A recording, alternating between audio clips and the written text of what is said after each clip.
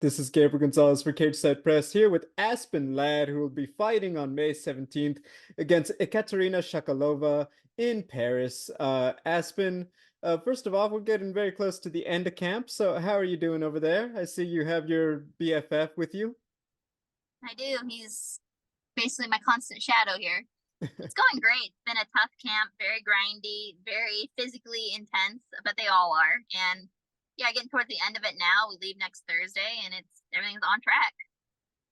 On that, a lot of your fights do tend to be here in the United States. How do you like traveling overseas for a fight like this? It doesn't happen that often for you.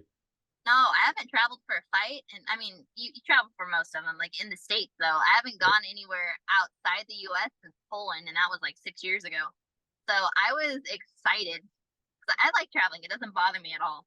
But I was excited for this one. I was excited when they said Paris too. It's like, oh, sweet, I've never been there and I want to see it. No, we know you for being very outdoorsy. I don't know that the Louvre has as many, woods and trees and rocks as you're used to, but are you looking forward to exploring Paris a little bit when you're there or Very after? much.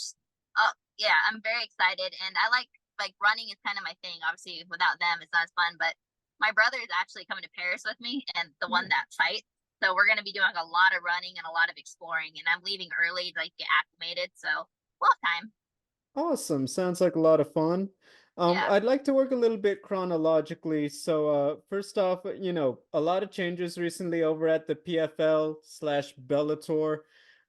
You are part of that group that, I think fans would argue maybe didn't get the best news. I'd just like your reaction. What was it like when you heard like, okay, no 45 tournament, we're gonna do something different with the women who are at that weight class? The first reaction was disappointment because I just fought my first season. I'm used to how it works now. I was like, all right, go back, round two. But so I was disappointed. But then like I'm curious more than anything else. Like, how is this going to happen? Like, is Bellator being absorbed, and then they're running independently? Where am I fighting? How am I fighting? What are the rules I'm fighting under? So figuring out all of that kind of took up my time, and it went from disappointment to curiosity. And then I guess I'm curious, when I looked at that, I tried to put myself in your shoes, and it's like, well, why can't they have both? Why can't we have the women's 25ers and the women's 45ers? I would imagine a lot of these things cross your mind. I know they would cross my mind for you, and if you're cool with it, totally get it. But like, what would you have liked to have seen them do with the women, and maybe what would you like them to do with it in the future as they figure out more of how they're going to integrate all these rosters across everything? Ideally, I'd like to see them do what they did with the 125s, what seemed to be last year, where they had the European season. They took the champion from that, through in the tournament this year. They took the best from the 25ers and Bellator, through them in the season. So I would like to see something similar to that with the 45ers. They have us all fight it out this year, take the best of the best, and throw us all in a season next year. That would be my perfect world. That'd be ideal. But I really don't know what's going to happen at this point. And then obviously it's going to be about very close to the midway point of the year. We've seen the PFL season get going for a while now. Is that something you, I guess, are looking to do is still stay active? Because obviously one of the things that a lot of fighters like about the PFL is that you do have a schedule. You will have a set number of fights and you get paid for them and et cetera, et cetera.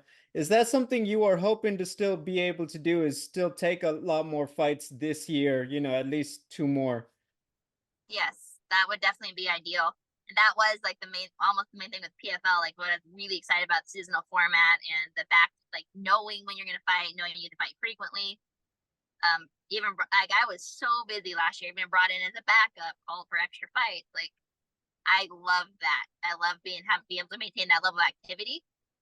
And obviously this year I won't be able to get to that degree, but I'd still like to fight another two times ideally. And then, do you care necessarily? We'd imagine, you could obviously fight on more Bellator events. You could be a featured fight during a PFL, playoff or even regular season card, obviously. Do you have a preference, or is it just about, what, when they call, I'm ready kind of deal? When they call, I'm ready. And then I was gonna say, any preference, like let's say pay-per-view, like hey Aspen, they're gonna have Ngannou and they're gonna have Jake Paul on the card. Do you want to be a part of this? You're very laid back, so I wondered like do you get excited for those things the way I think a bunch of other us would be?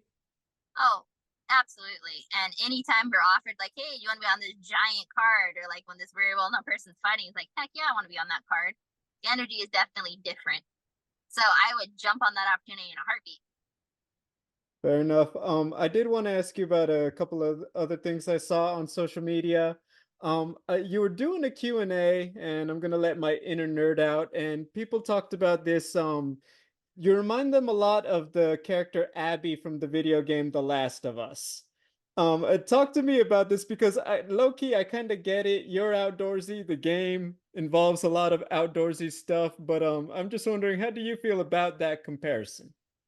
It's a flattering one, honestly. Like, it doesn't bother me in the least. I'm not a gamer myself, but because I get called that on a daily basis, obviously I'm very aware of the character. And yeah, I could see the resemblance too. I was gonna say she has a quite the reaction. Like, is it flattering because she's known for being, very tough, very, she's not the friendliest person, and you are very chill. Are you like, dang, I like that they think I'm that, tough. Yeah, no, it doesn't bother me in the least. Like, it's a bloody person, honestly. And then obviously, by the way, I always find it so adorable how your dogs are so used to it. He's napping in the back. Um, any more? I guess how do you? What is your criteria? How is your vetting when you talk about expanding your little family over there with your furry children and just adopting more pets and just what do you look for when you get a new one? Crazy. So I like crazy, high energy dogs that have ended up in bad spots because of what they are. And then I like to foster them, and clearly I suck at that because my foster fail is back there. But yeah, right now I can't take on another one at the moment. I don't have time to train him or her. But when I have a break and I know about it, like that was another thing with the seasonal format. I knew I had a break, so I'll take on a foster at that time. So we'll see. When I think I have a decent amount of time, then I'll foster another dog and hopefully not fail miserably again. Well, best of luck. I mean, look, there need to be more people who do that for sure. I think that anyone who's ever taken one in knows that, you don't just change their life, you change yours a bit too. So keep doing God's work, as I would like to say. Huh. A couple other ones. The last one was short notice, but I did want to just get your thoughts on it. What were your takeaways from that bout with Kayla Harrison at the end of the year? That even short notice and going into that one sick, like I did what I did, and that's the one fight I want back more than any other. But with the way things are now, who knows if that'll ever happen? But it was basically what I expected. It was a tough fight, and she's definitely the best grappler I think overall around in MMA right now, as far as women's MMA. And like when she transitioned over, you saw online people are just, Holly's gonna do this and that. Like going into that, like nope, she's gonna wreck Holly, and then she's gonna take that division. Not a single one of them has the grappling, in my opinion. I think the only one that is close enough to survive her is Ketlin Vieira. Her grappling is good enough where she will lose a decision. But I don't think, I think it's wide open for her taking the 35 division right now. I was gonna say, you've obviously been in there with her. We know, look, making 35, very difficult, Mm-hmm. particularly when you're, broad-shouldered, bit of a larger frame for the women. Yeah, Were you surprised about that? And what did you think of how Kayla just, at least from the outside, what it seemed like her at 35 and making the weight and all that? I was not surprised by her ragdolling her opponent.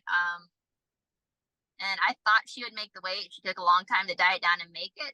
And I think the rules are dipped. Like there's things you can do now where you couldn't necessarily do them. Like I don't know. Like she made it. I think she will continue to make it, and it'll be uncomfortable as long as she keeps. She'll be able to do it. I mean, I think this is one. Would you like to see a place like UFC reopen 145? Because we heard that's a thing that just not interested in really making it a long-term thing, to say the least. Would you like to see that, or do you feel like, you know what, it's just difficult from a business standpoint because there are just not quite as many compared to the smaller weight classes? I think if they nurtured it and wanted to do well, it could, but they're not interested. So I think when there's no interest and no desire to make something work, it's not going to. Like, so if they were to implement it and really put like and it's not their fault exact. It's not the OC's fault entirely. Like they did the whole 45 season on Ultimate Fighter, then all those chicks through their own choice dropped to 35s. So that's a tough one. Like it's nobody's fault per se. Sure, I'd love to see it. I think the more weight classes, the more opportunity. That's great. But if you're not going to put the time into it, then it's like, what's the point? Fair enough. Totally get that. Some more stuff relating to you, obviously. Just what are your thoughts on your opponent's game and what she brings to the table? She's a very game fighter. She's willing to engage and she's grappler heavy based on what I've seen. But good opponent. She's gonna come in aggressive is what it looks like, and that's fantastic. I was gonna say when I look at her record, 26, up and comer, only has one loss on her career. Definitely top prospect kind of label, I think is fair. Kind of Yeah. reminds me of another young lady who came in very young and was doing her thing in UFC, and people had a lot of high hopes for. When you see a girl with this kind of record and all that, do you ever draw those comparisons? And I guess mentally, because I feel like I'd imagine it's like, well, I know what it's like to be that, young up and comer. I also know what it takes to spoil it. Does that ever cross your Yeah. mind, or do I read too much about it? I'm not that introspective. I don't really sit here and think about that as much. But yeah, I've been on both sides of it, so I know. I think your best friend was ready for me to let you go, so I'll leave you with this one. How does Aspen Ladd get the job done on May 17th? Violently. I'm able to use all my tools again, and I am so excited to get there. I was gonna say, yeah, elbows are back on the table for you. They weren't last season. Oh yeah. Oh my God, I'm looking forward to it. Well, Aspen, as always, thank you for the time and best of luck. Ladies and gentlemen, once again, Aspen Ladd taking on Ekaterina Shakalova on May 17th in Paris, France on the Bellator Champion Series. You could catch it on Max streaming in the United States. You guys are not going to want to miss it.